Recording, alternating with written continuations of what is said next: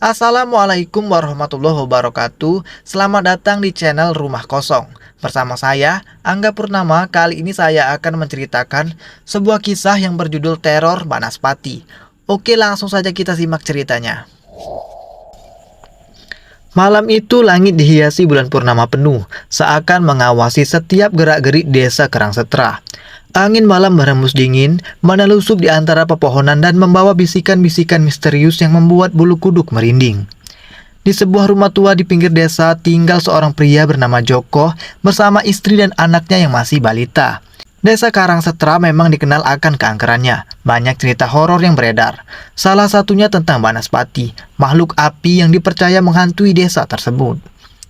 Banaspati digambarkan sebagai sosok mengerikan dengan tubuh berapi yang melayang di udara, mencari mangsa untuk dimangsa. Orang-orang desa percaya bahwa Banaspati adalah roh jahat yang mencari balas dendam atas kematian yang tidak wajar. Malam itu Joko dan keluarganya sedang tidur lelap ketika tiba-tiba terdengar suara aneh dari luar rumah. Suara itu terdengar seperti desir api yang membakar. Joko terbangun dengan jantung yang berdebar. Ia pun mengintip dari jendela kamar, namun tidak melihat apapun di luar sana selain kegelapan. Tumben ada suara aneh seperti itu, pikir Joko sambil kembali berbaring di tempat tidurnya. Ia mencoba menenangkan diri dan kembali tidur.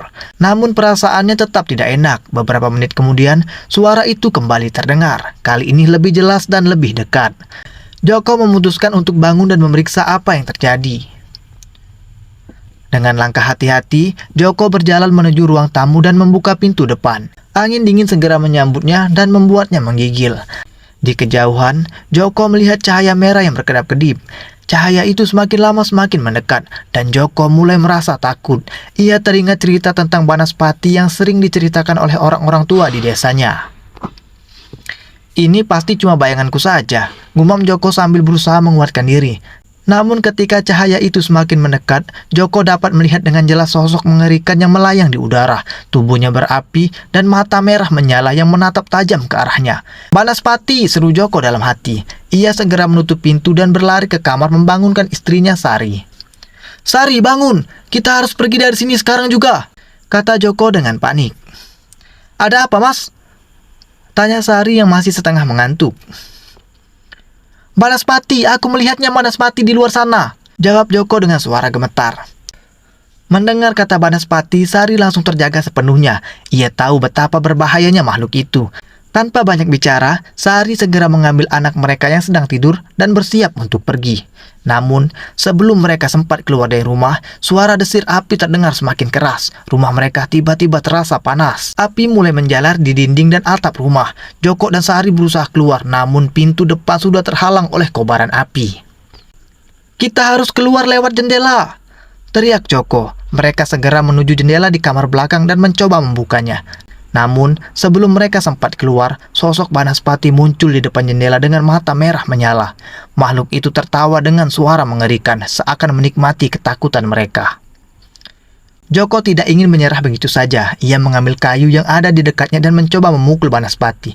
Namun kayu itu hanya melewati tubuh berapi Banaspati tanpa memberikan efek apapun. Banaspati semakin mendekat dan Joko merasakan panas yang menyengat dari tubuh makhluk itu. Di tengah kepanikan, Sari teringat sesuatu yang pernah dikatakan oleh neneknya.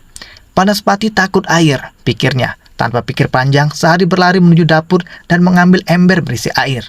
Ia kembali ke kamar melemparkan air itu ke arah Banaspati.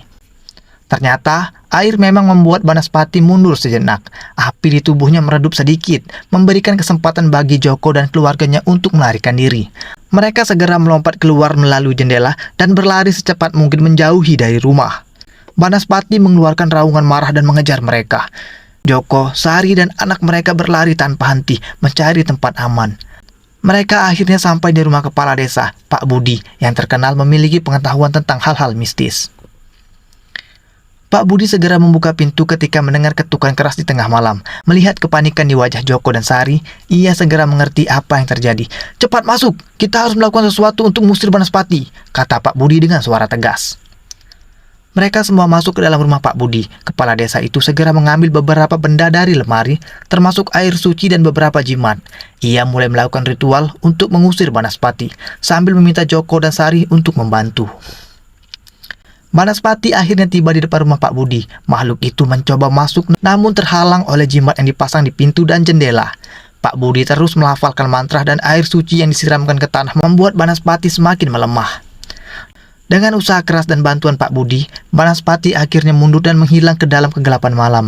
Joko dan Sari menghela napas lega, meskipun mereka tahu bahwa ancaman belum sepenuhnya hilang. "Terima kasih Pak Budi, kami tidak tahu apa yang terjadi jika Anda tidak membantu kami," kata Joko dengan penuh rasa syukur. "Tidak apa-apa Joko, yang penting kalian selamat. Tapi ingat, Banaspati bisa kembali kapan saja. Kalian harus selalu waspada dan menjaga diri," jawab Pak Budi.